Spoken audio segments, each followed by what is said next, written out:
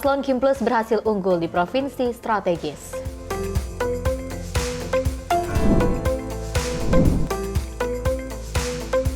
Kemenangan Andra Sony dan Dimyati di Banten disebut sebuah kejutan.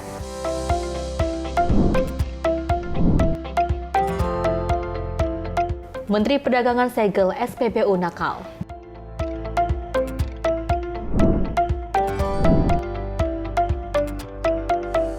Gagasan literasi digital berantas wabah judol di Indonesia.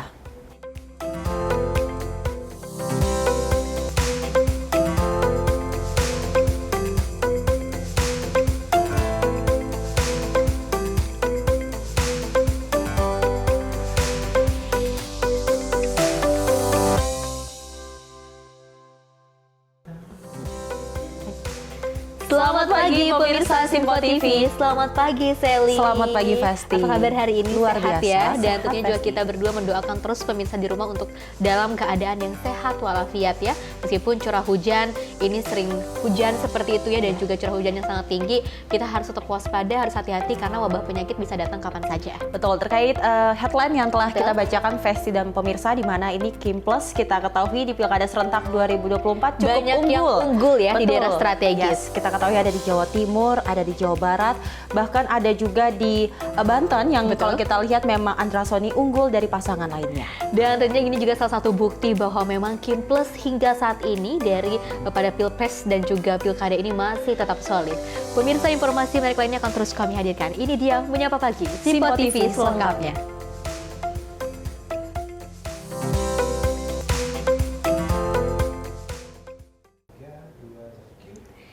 Ya pemirsa, kita awali dengan berita utama. Pasangan calon gubernur Maluku Utara nomor urut 4, Sherly Joanda dan Sarbin Sehe, unggul sementara dari 3 kandidat lainnya berdasarkan hasil quick count Pilkada Maluku Utara 2024. Dan berdasarkan data lembaga survei indikator, Sherly dan Sarbin meraih 49,50% suara hingga Rabu pukul 18.00 WITA. Dari hasil hitung cepat ini, perolehan suara Sherlyn Sabrin menang signifikan dari pesaing terkuat yakni paslon nomor urut 1, Hussein Altisha Astro Rashid Ihsan, yang mendapat 26,40% suara dengan margin of error 3%. Sementara, KPU Maluku Utara saat ini masih melakukan rekapitulasi suara secara berjenjang hingga Senin 16 Desember mendatang. Cagup Malut Sherly Joanda mengaku sudah ikhlas dengan apapun hasil dari Pilkada 2024. Dia juga telah menyalurkan hak pilihnya bersama ribuan warga Malut lainnya untuk memilih pemimpin baru. Sherly juga memohon doa dari para pendukung untuk melanjutkan perjuangan mendiang suaminya. Bagi Sherlyn, semua yang terjadi atas kehendak Tuhan. Sherly mengakui bahwa di balik peristiwa ledakan speedboat menimbulkan rasa sedih, marah, kehilangan, duka, dan semangat. Oleh karena itu, Sherly pun mengajak para pendukung agar mengubah rasa kehilangan dengan kehormatan atas perjuangan Benny Laos untuk ratusan ribu masyarakat Maluku Utara yang berkeadilan dan bermartabat. Tim redaksi Simpo TV melaporkan. Sementara itu, pasangan calon gubernur dan wakil gubernur Jawa Timur nomor urut 2 Hovifah Emil ini menyelenggarakan tasyakuran pada Rabu kemarin. Dan tasyakuran diselenggarakan dalam rangka kelancaran pelaksanaan Pilkada 2024, khususnya di Jawa Timur.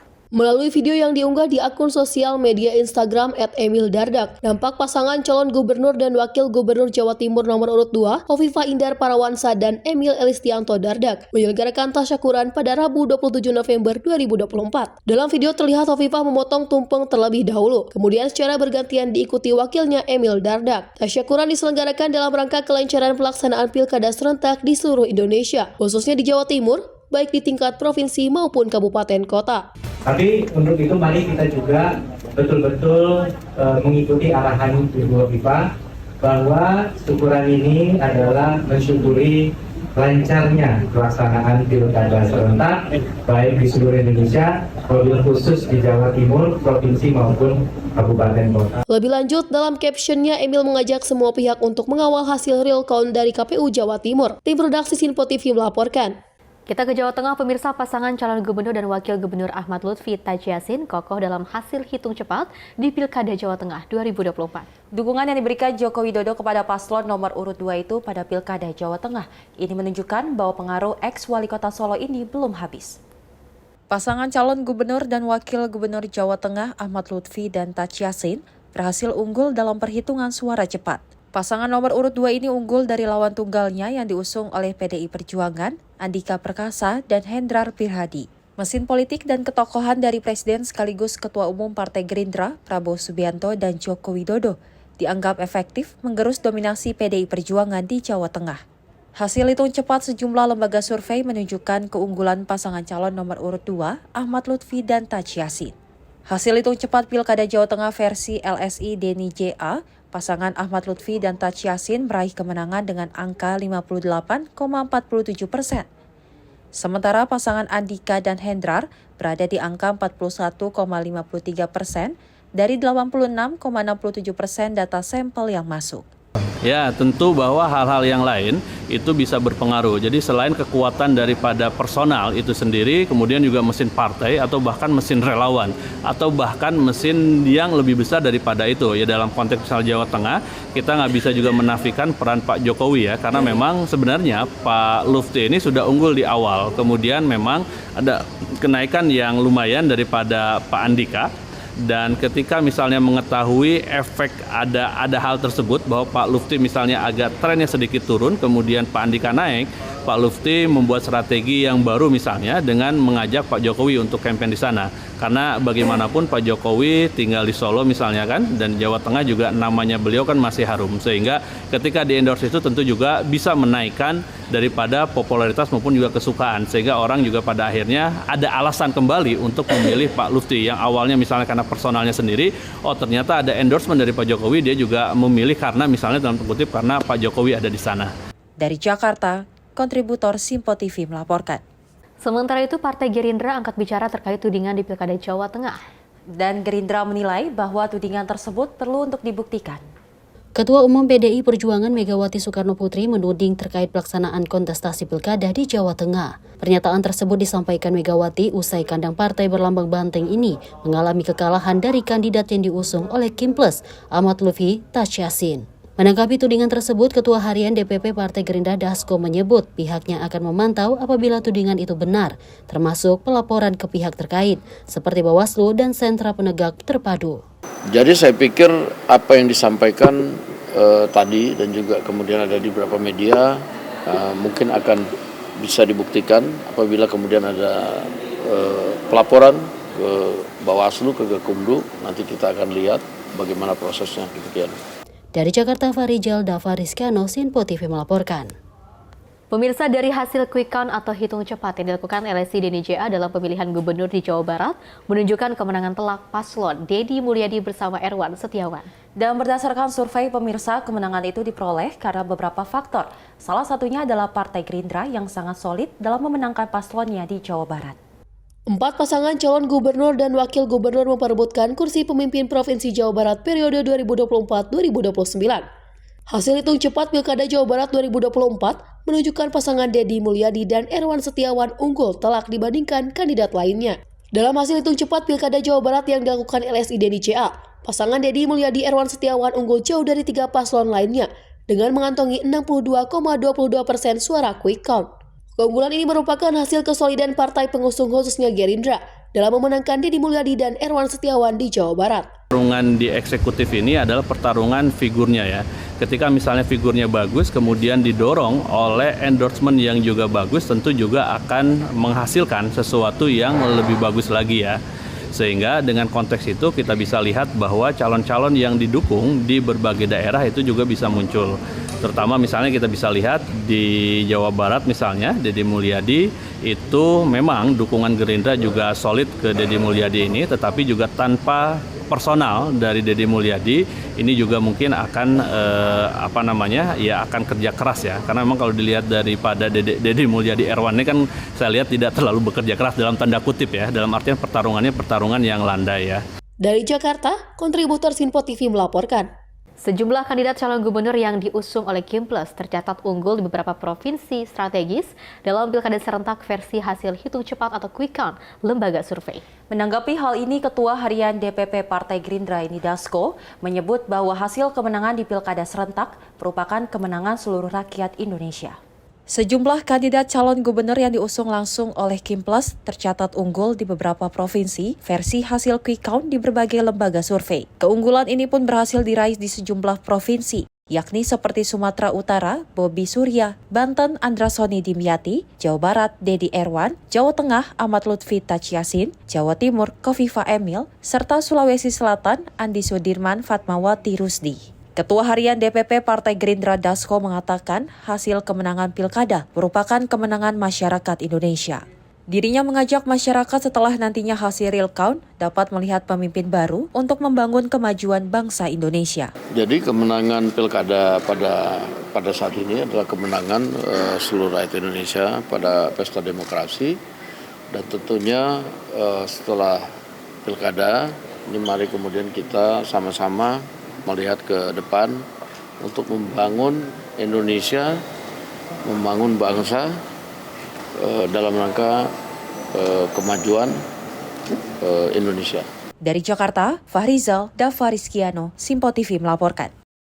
Ya, Sally dan juga pemirsa, kita kemarin baru saja melaksanakan adanya pesta demokrasi di mana seluruh masyarakat Indonesia harus memilih siapa saja yang nantinya akan mengembangkan tugasnya di daerah masing-masing, meskipun ini belum valid ya seperti Betul. itu karena masih harus menunggu dari hasil KPU, tapi sudah ada beberapa dari anggota Kimples sendiri yang unggul di beberapa daerah yang strategis. Betul, kita ketahui bahwasannya unggul dari Kimples ini ada di Betul. Jawa Barat, Jawa Tengah, dan Jawa Timur, bahkan juga Banten. Kita mengetahui bahwasannya memang pengaruh dari Kimples yang solid dari Pilpres 2024 dan hingga ke Pilkada serentak 2024 ini menunjukkan bahwasannya memang pemimpin yang dipilih oleh Kimples ini sangat diminati oleh masyarakat Indonesia untuk membangun daerahnya masing-masing. Dan juga ada di Jawa Barat, Deddy Mulyadi dan juga Era Wirawan ini sangat unggul di Jawa Barat seperti itu, dan nantinya apakah akan menggantikan sosok Ridwan Kamil seperti itu ya. Dan pastinya kita semua masih menunggu hasilnya dari KPU nanti Desember seperti itu. Betul. Dan mudah-mudahan siapapun nantinya setiap pasangan calon gubernur dan juga wakil gubernur akan siap kalah dan juga siap menang.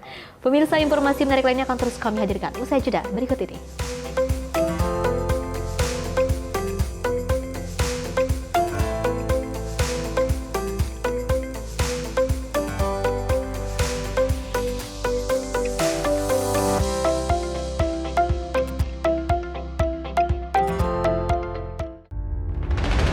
Menghadirkan para tokoh nasional Indonesia.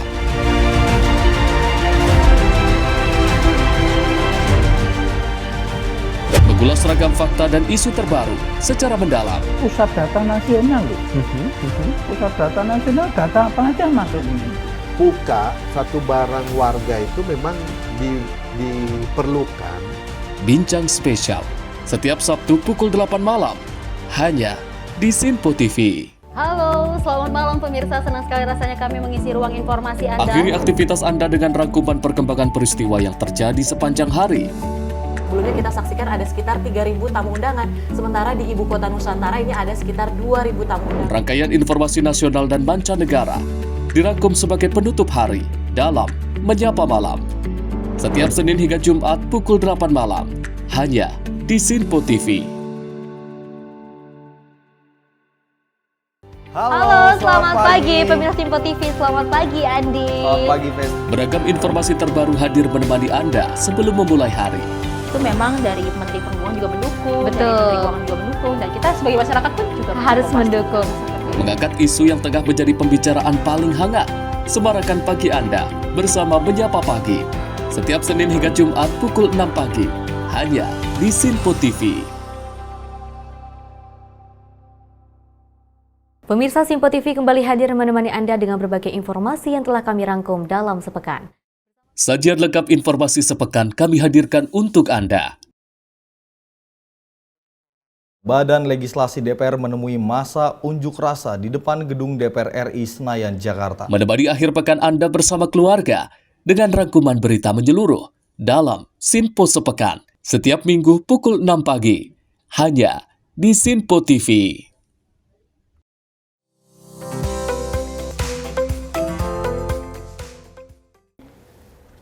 Terima kasih pemirsa, Anda masih menyaksikan Menyapa Pagi Simpo TV, dan kita lanjutkan informasinya masih terkait dengan Pilkada Serentak 2024, di mana Ketua KPU Wahyu Dinata ini merespon soal deklarasi kemenangan satu putaran yang disampaikan oleh paslon nomor urut 3 Pramono Anung Rano Karno. Wahyu mengimbau agar warga untuk menunggu hasil resmi yang dikeluarkan oleh pihaknya melalui proses rekapitulasi berjenjang.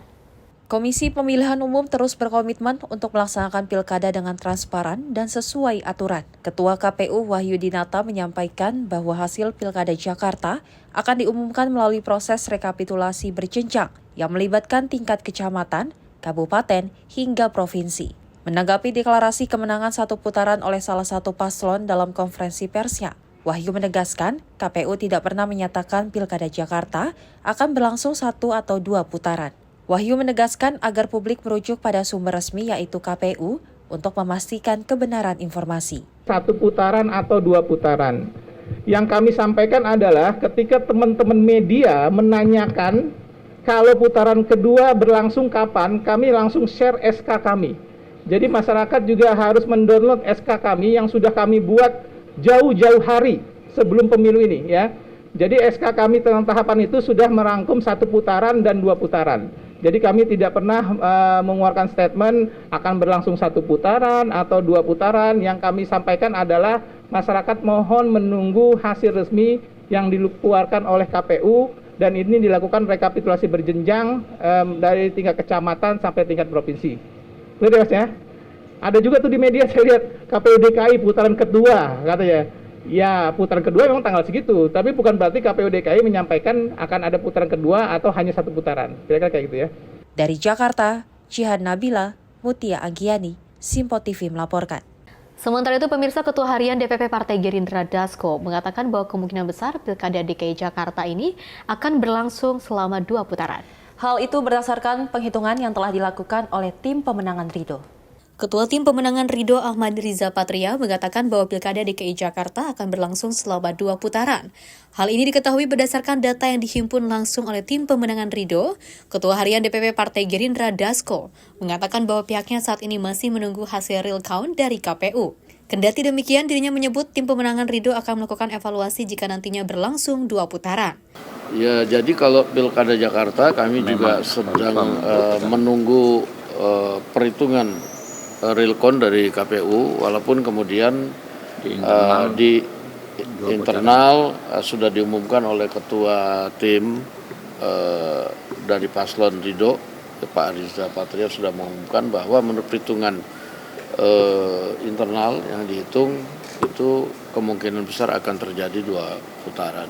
Ya, saya pikir strategi-strategi itu akan dirumuskan apabila ada 2 putaran itu oleh tim pemenangan yang tentunya setelah mengevaluasi hasil-hasil kerja pada saat kemarin, saya pikir demikian. Dari Jakarta, Fahrizal, Dava Rizkiano, Sinpo TV melaporkan. Dari calon gubernur Jakarta nomor urut 1 Ridwan Kamil merespon terkait hasil quick count Pilkada Jakarta 2024. Dalam konferensi persnya, Ridwan Kamil menegaskan kesiapannya untuk melanjutkan proses kampanye jika berlangsung 2 putaran. Hasil quick count Pilkada Jakarta sementara menunjukkan kemungkinan adanya putaran kedua. Menanggapi hal tersebut, calon gubernur Jakarta nomor urut 1 Ridwan Kamil menyampaikan pernyataan resminya dalam konferensi pers di Posko Kemenangan RK Suswono pada Rabu 27 November 2024. Emil mengatakan dirinya komitmen untuk menjalani tahap 2 putaran dengan semangat dan integritas tinggi. Emil menyampaikan bahwa pihaknya akan melakukan evaluasi dan menerima masukan-masukan dari berbagai pihak untuk memperkuat strategi kampanye di putaran kedua. Andaikan ternyata harus 2 putaran, tentu kita terus bersemangat ya, dan berkomitmen untuk menjalankan proses yang kedua ini dengan jujur, dengan integritas, agar yang terpilih betul-betul memiliki legitimasi ya, dalam menjadi pemimpin di Jakarta. Kami juga sudah menerima masukan-masukan dan terus menerima masukan-masukan terkait apakah strategi masih ada yang kurang, apakah lain sebagainya, karena memang dinamika pilkada ini luar biasa, khususnya Jakarta yang menjadi pusat perhatian se-Indonesia sebegitu rupa, sehingga nanti tentu akan jadi sebuah kontemplasi dan strategi terkait apa yang akan kita lakukan. Nah, pada warga Jakarta tentunya tetaplah menunggu sampai keputusan resminya kalau nggak salah 16 sampai 18 Desember Setelah itu kalau memang harus putaran kedua, ya mari kita berkomunikasi lagi. Aspirasi-aspirasinya tentu akan kita dengar dengan segala bentuk kampanye di tahap kedua yang tentunya harus lebih baik. Dari Jakarta, Jihan Nabila, Azizul Rizal, Sinpo TV melaporkan. Sementara itu, Komisi Pemilihan Umum Pemirsa Provinsi Jakarta telah menerima 99,9% data formulir C dari hasil seluruh TPS di Jakarta. Terkait hal tersebut, Ketua KPUD Jakarta, Wahyu Dinata, ini menyebut pihaknya tengah melakukan rekapitulasi suara manual di tingkat kecamatan hingga 3 Desember mendatang. Berdasarkan peraturan KPU, usai melakukan pencoblosan, KPUD Provinsi Jakarta melanjutkan dengan proses rekapitulasi berjenjang di tingkat kecamatan sejak hari ini 28 November sampai 3 Desember 2024. Adapun hasil monitoring KPU Jakarta sejak pukul 11 malam kemarin telah menerima 99,9% data formulir C hasil di tingkat TPS.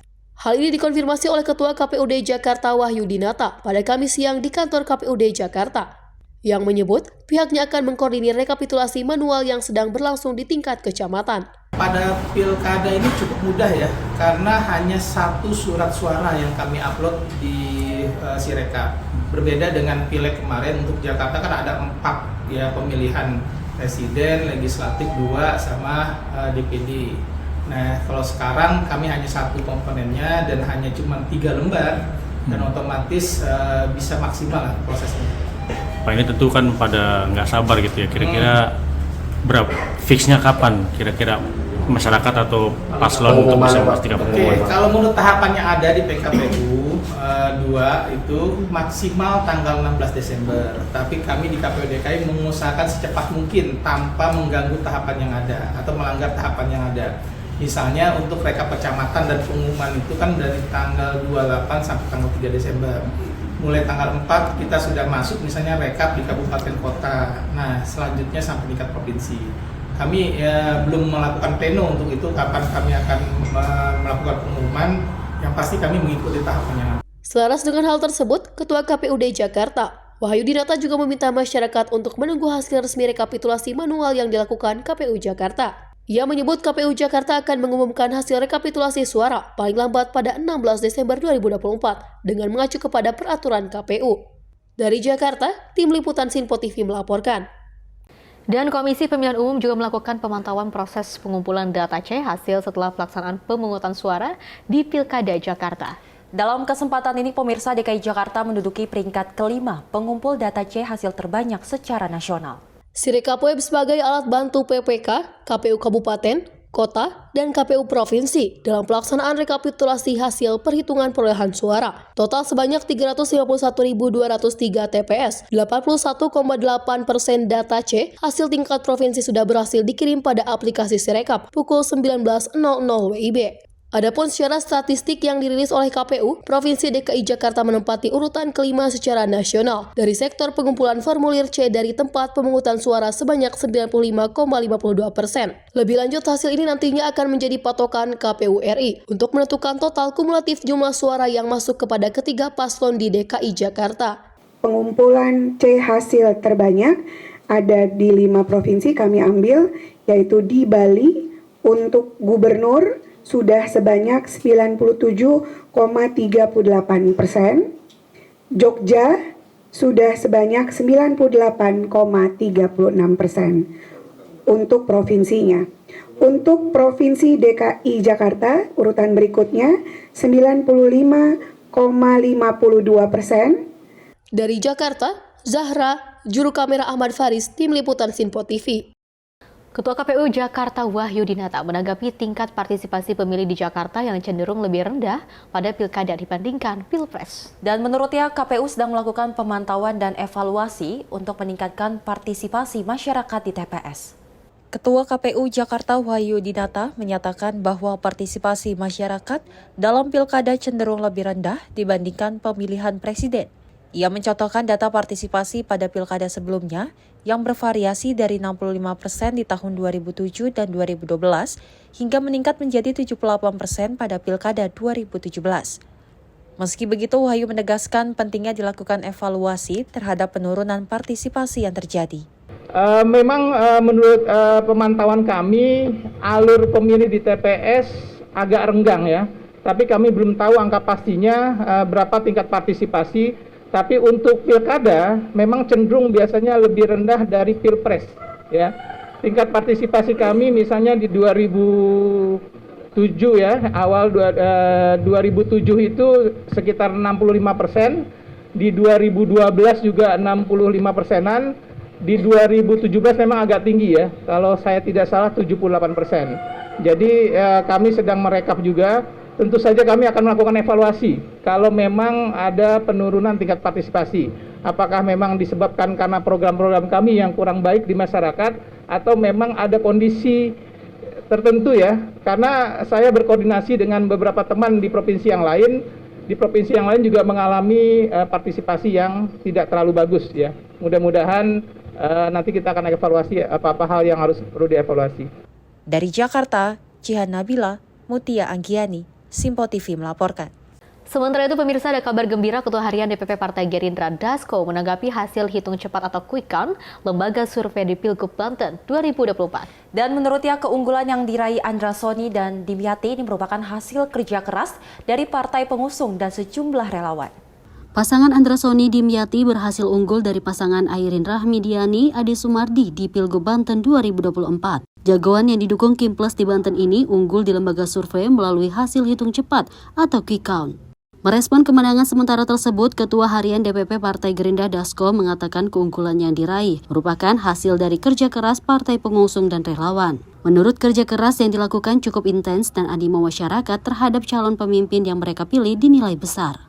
Ya, saya pikir apa yang terjadi di banyak daerah, termasuk juga di Banten, adalah hasil kerja keras dari para calon yang diusung dalam pilkada dan juga kemudian partai pendukung serta organ-organ relawan tentunya.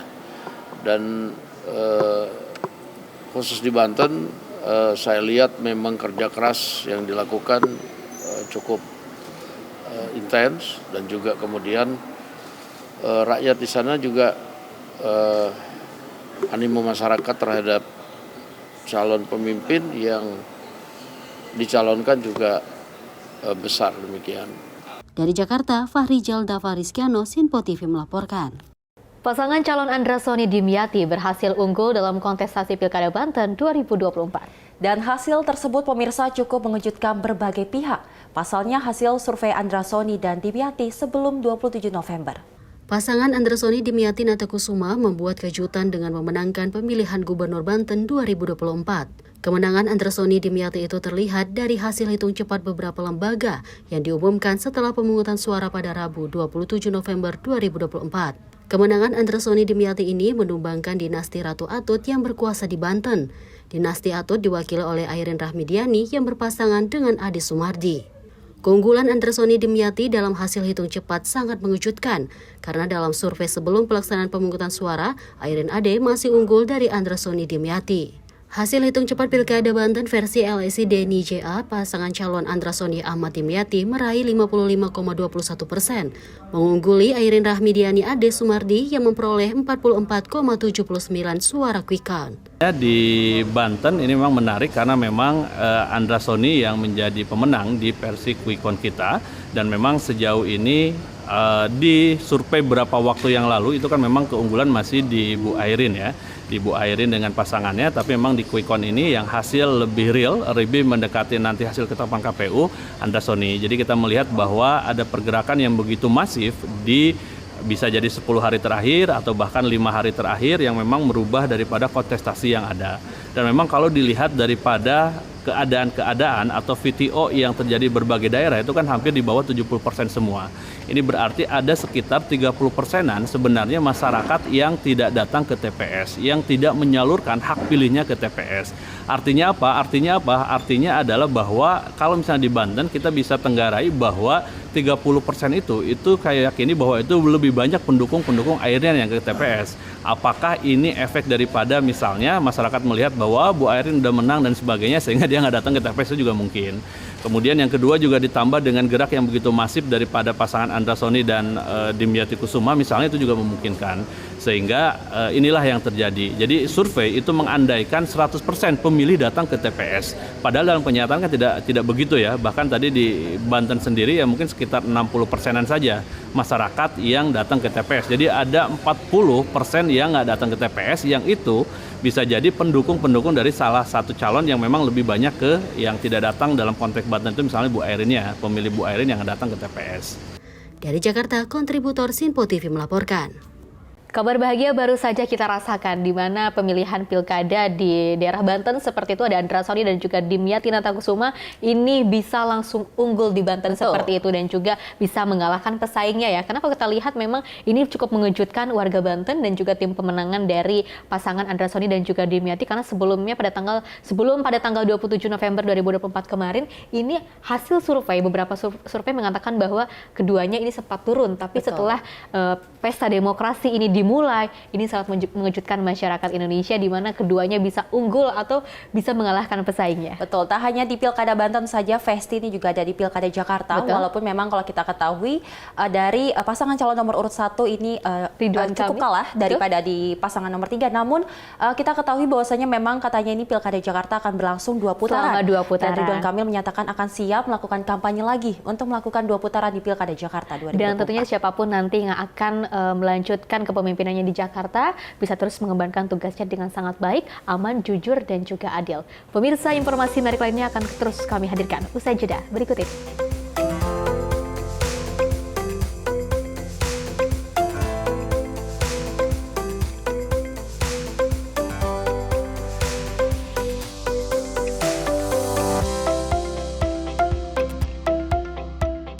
Halo pemirsa, kami kembali hadir dengan sejumlah informasi yang kami himpun dari berbagai penjuru dunia. Rangkaian informasi yang membuat akhir pekan Anda begitu bermakna. Sebuah kelompok di Afrika Selatan memberikan layanan pertunjukan film dengan tenaga surya. Berita yang menjadi sorotan media dari dalam dan luar negeri, kami hadirkan untuk menemani pekan Anda dalam Sinpo Dunia Sepekan, Sabtu dan Minggu pukul 9 pagi, hanya di Sinpo TV. Kami hadir dengan rangkaian informasi dari berbagai penjuru dunia. Topik dan isu yang tengah menjadi sorotan mancanegara dikemas dengan lengkap untuk Anda.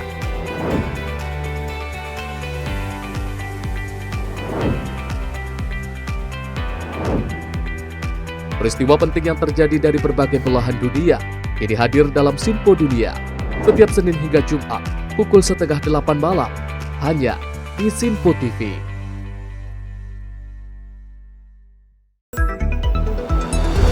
Jadilah yang pertama mengetahui perkembangan terkini seputar informasi dari lembaga parlemen. Punya data nasional, tidak ada satupun backup berarti kan?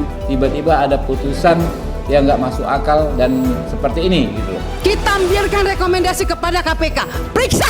Kami hadirkan informasi paling akurat untuk mengawal setiap informasi dalam rapat komisi dan paripurna. Tentunya bersama saya Andi Rezaldi yang telah kami rangkum dalam program Sinpo Parlemen. Saya Arif Tufan. Saksikan Sinpo Parlemen setiap Sabtu pukul 6 pagi hanya di Sinpo TV. Pemirsa, Sinpo TV kembali hadir menemani Anda dengan berbagai informasi yang telah kami rangkum dalam sepekan. Sajian lengkap informasi sepekan kami hadirkan untuk Anda. Badan Legislasi DPR menemui masa unjuk rasa di depan gedung DPR RI Senayan, Jakarta. Menemani akhir pekan Anda bersama keluarga dengan rangkuman berita menyeluruh dalam Sinpo Sepekan setiap Minggu pukul 6 pagi hanya di Sinpo TV.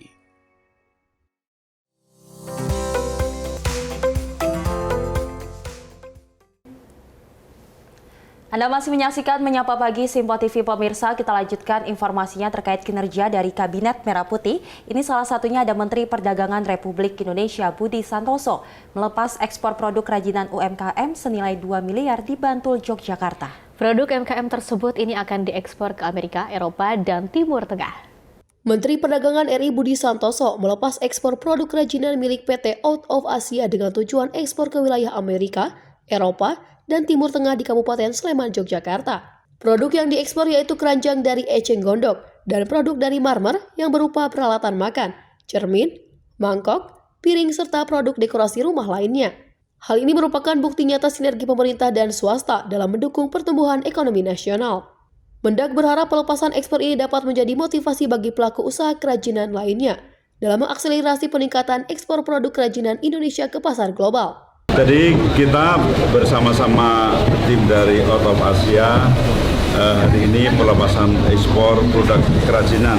Ya, kita punya potensi yang besar untuk produk kerajinan kita dan kita terus akan tingkatkan. Kita nanti bersama-sama dengan pemerintah, masyarakat, dan eksportir, bagaimana kita bisa terus meningkatkan dan menerobos ke pasar-pasar baru. Ya, tidak hanya dengan pasar-pasar konvensional sekarang, tapi juga pasar-pasar non tradisional sehingga ekspor kita terus meningkat. Tim redaksi Sinpo TV melaporkan. Sementara itu dari Menteri Pendayagunaan Aparatur Negara dan Reformasi Birokrasi Rini Widiantini bertemu dengan Gubernur Lemhanas Aceh Hasan di kantor Kementerian Pan-RB Jakarta pada Kamis kemarin. Hal ini untuk membahas potensi kolaborasi dalam meningkatkan kompetensi aparatur sipil negara. Dia mengatakan Lemhanas sebagai salah satu institusi pendidikan dan kajian memiliki peran penting dalam mencetak pemimpin yang memiliki geopolitik nasional dan internasional.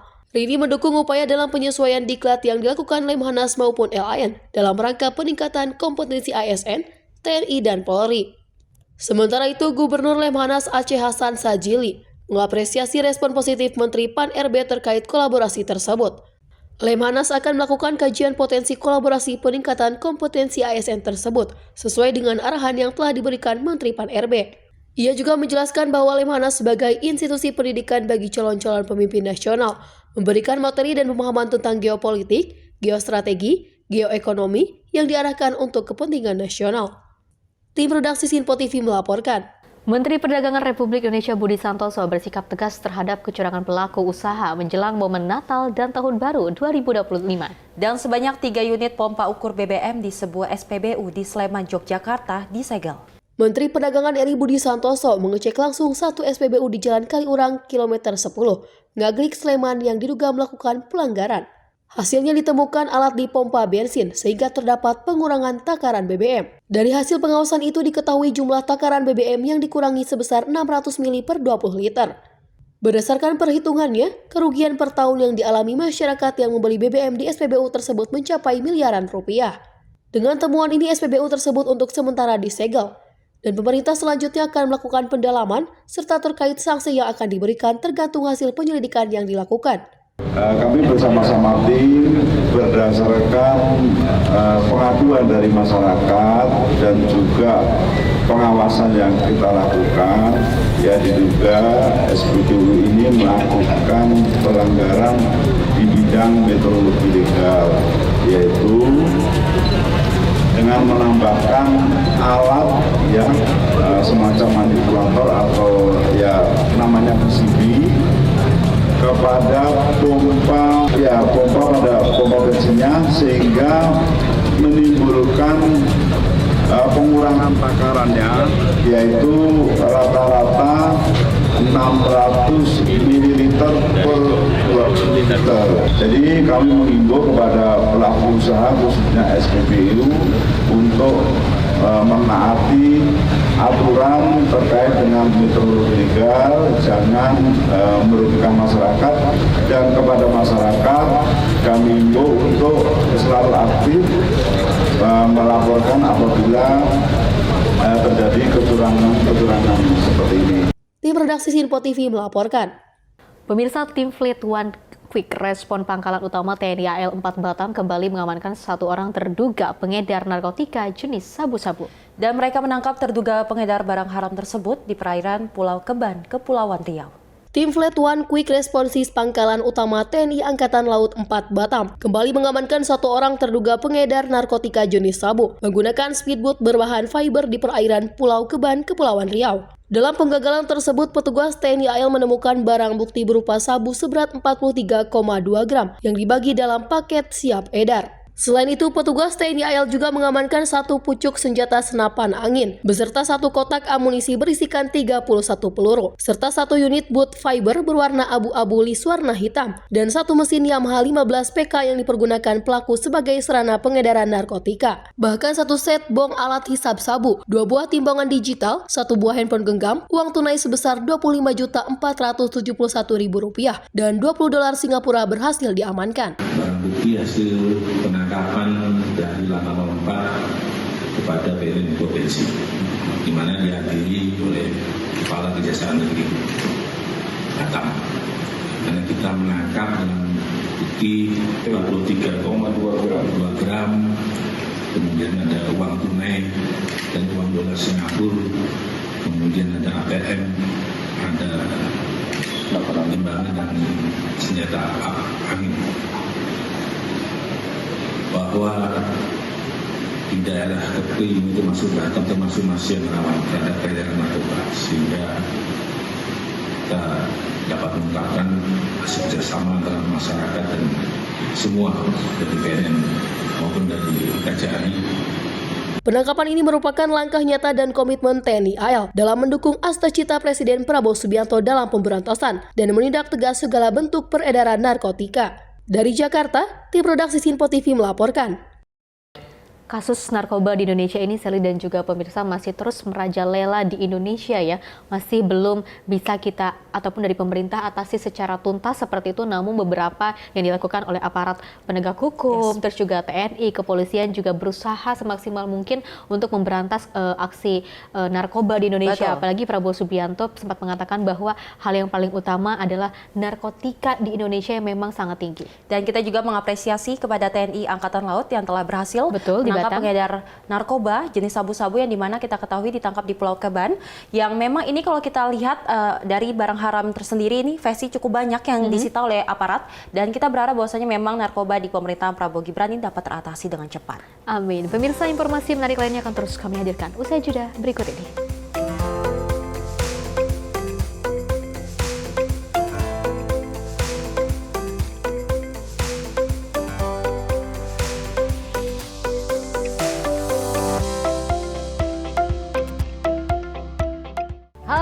Selamat malam pemirsa, senang sekali rasanya kami mengisi ruang informasi Anda. Akhiri aktivitas Anda dengan rangkuman perkembangan peristiwa yang terjadi sepanjang hari.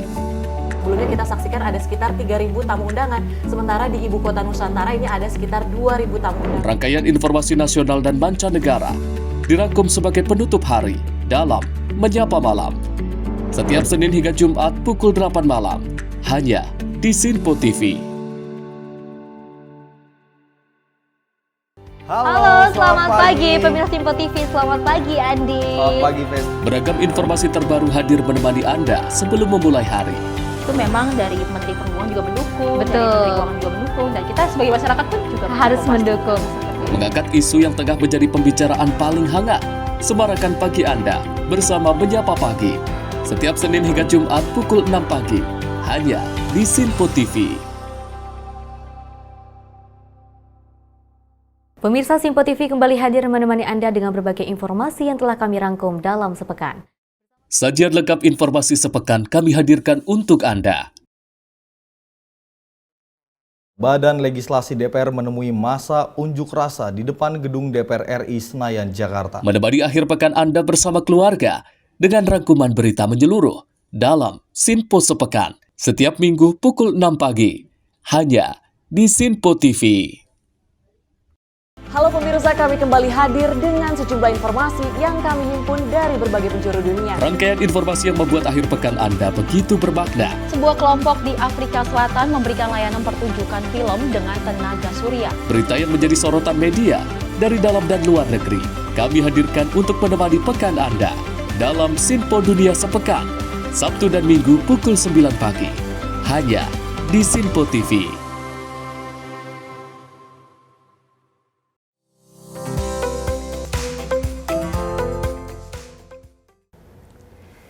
Masih bersama kami pemirsa dalam Menyapa Pagi Sinpo TV, dan kita lanjutkan informasinya di mana hingga kini pemerintah terus melucuti angka penggunaan situs judi online melalui sinergi pemberantasan judol bersama lembaga terkait serta penerapan literasi digital terhadap wabah ini.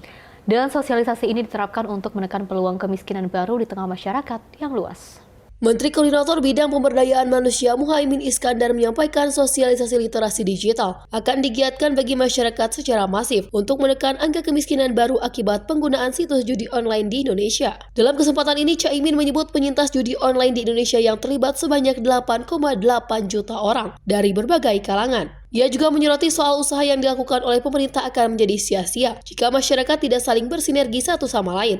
Kalau judi itu ada take and give, keberuntungan segala macam. Tapi kalau judi online yang paling grassroots itu kita menangkap kecenderungan ada penipuan, sehingga kita harus sosialisasikan ke masyarakat. Jadi kita harus bikin literasi kepada masyarakat karena 8,8 juta yang terlibat judi online ini adalah kontributor kemiskinan baru yang setelah menjadi korban akan menjadi penambahan kaum miskin baru.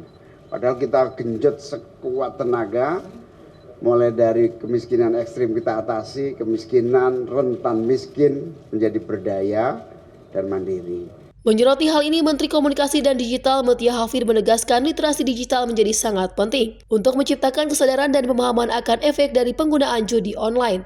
Selain literasi digital yang digiatkan, Mutia menyoroti pemblokiran nomor rekening dari pihak yang terkait judi online dan seterusnya akan dilimpahkan kepada otoritas yang menaungi soal jasa keuangan. Meskipun ini ranahnya online, tapi sekali lagi ini melibatkan masyarakat asli gitu ya. Namanya mungkin judi online, penipuan, tadi disampaikan Pak Menko, penipuan secara online, tapi yang terdampak adalah manusia Indonesia asli. Nah, karena itu kita juga bersama tadi sepakat, terima kasih Pak Menko atas komitmennya, bahwa kita akan menggunakan aset-aset dari Pak Menko yang berupa sumber daya manusia yang luar biasa banyak di berbagai daerah, di seluruh desa, untuk juga membantu menggiatkan edukasi ataupun literasi terhadap pemahaman bahwa judi online ini adalah sesungguhnya penipuan secara online. Lebih dalam, melalui sinergi yang dilakukan ini diharapkan mampu meredam angka penyintas judi online di Indonesia melalui kampanye literasi digital, serta meminimalisir angka kemiskinan baru. Dari Jakarta, Max, juru kamera Azizul Hakim, Tim Liputan Sinpo TV. Kita beralih ke informasi lainnya. Menteri Badan Usaha Milik Negara Erick Thohir dan Menteri Perumahan dan Kawasan Permukiman Marwarar Sirait ini meninjau bangunan apartemen di area Depok hingga Manggarai. Dan dua Menteri Presiden Prabowo Subianto tersebut mengecek fasilitas perumahan milik BUMN seusai melakukan pencoblosan pemilihan kepala daerah. Dan Marwarar Sirait merupakan hunian dengan konsep terintegrasi dengan transportasi publik atau Transit Oriented Development atau TOD. Kunjungan pertama di apartemen Samesta Mahata Margonda, Depok, perumahan ini merupakan aset milik Perum Pembangunan Perumahan Nasional atau Perumnas. Marwarar Sirait mengatakan peninjauan dilakukan memetakan masalah dan peluang dan dukungan yang ada, khususnya untuk menyukseskan program 3 juta rumah yang digagas Presiden Prabowo. Ada beberapa temuan dari kunjungan mereka, seperti di apartemen Samesta Mahata Margonda yang dibangun untuk 3 golongan masyarakat, yakni bawah, menengah, dan atas. Namun tingkat keterisian untuk segmen kelas menengah atas masih kurang, sedangkan kelas bawah penuh. Hunian berkonsep TOD lain yang dikunjungi adalah apartemen Samesta Mahata Tanjung Barat, Jakarta Selatan. Kedepan, peninjauan bakal terus dilakukan di beberapa titik. Erick Thohir mengatakan pemerintah sudah membangun 9 hunian berkonsep TOD. Jumlah tersebut menurut dia belum cukup sehingga ke depan perlu dukungan seperti kemudahan regulasi. Tim redaksi Sinpo TV melaporkan. Sementara itu, dari Kementerian Perdagangan membuka kurasi terbuka bagi UMKM produk fashion lokal untuk tampil di departemen store. Dan sebagai salah satu pilar utama dalam meningkatkan ekonomi, Mendak Budi Santoso mengajak para UMKM terus berkreativitas.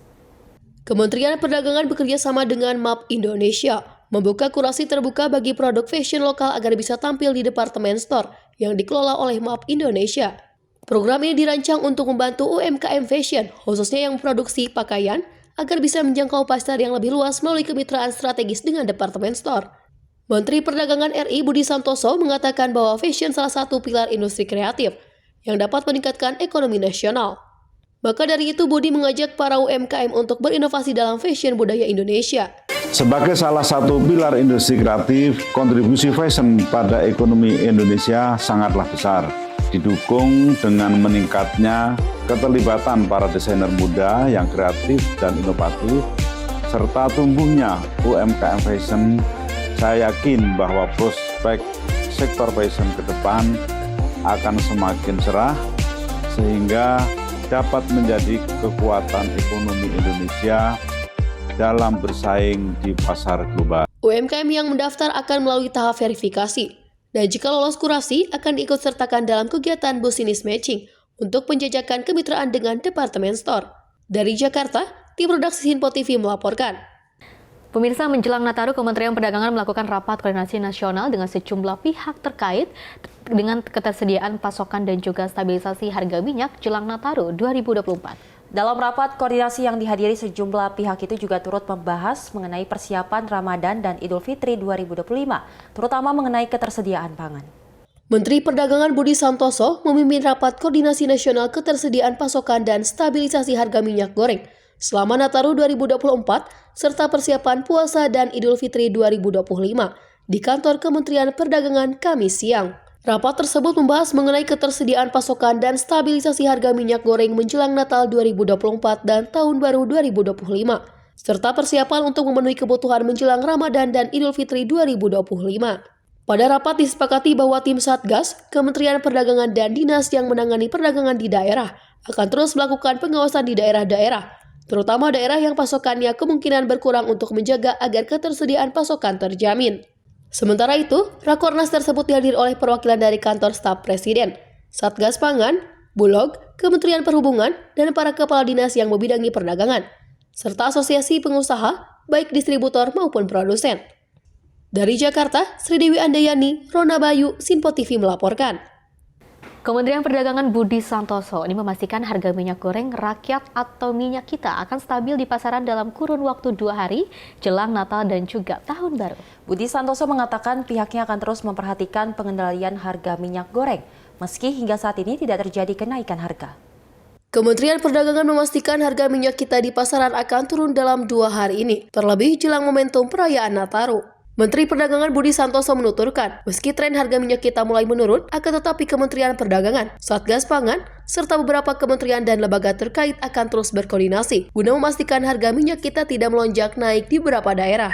Budi menjelaskan terjadinya kenaikan harga minyak kita dikarenakan distribusi dari distributor ke pengecer yang tidak lancar. Meski demikian, pasokan minyak goreng kini terbilang tidak ada masalah dan kebutuhan obligasi pasar domestik pun telah terpenuhi. Jadi tadi kita rapat dengan KL terkait, Satgas Pangan, dengan dinas yang membidangi perdagangan di kabupaten, kota, dan provinsi tadi secara online ya dari teman-teman di daerah.